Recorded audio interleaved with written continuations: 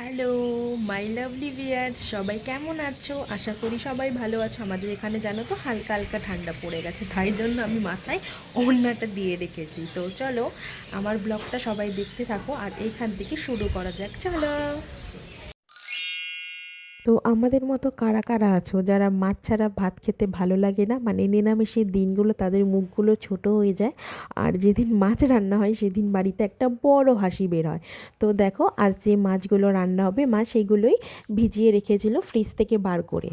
শুধু মাছ না, আজকে সবজিও করা হবে, তো মা সেইগুলোই কেটে রেখেছিল। এই দেখো এটা ছিল হচ্ছে তোমার উচ্ছে।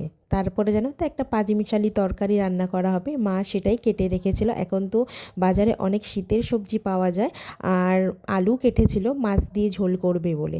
তো মায়ের রান্না কমপ্লিট করলো, আমরা দুপুরের লাঞ্চটা সেরে নিলাম। এই দেখো আমাদের জানো তো ফ্রিজে না অনেক দিন ধরে এই চকলেটটা পড়েছিল, তো সেটাই আজকে বার করলাম।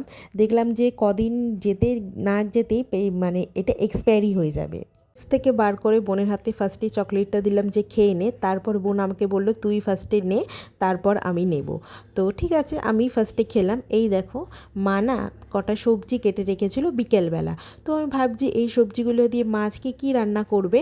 তোমরা বলো তো বন্ধুরা এই সবজিগুলো দিয়ে কী রান্না করতে পারে, তারপরে আমি বলছি।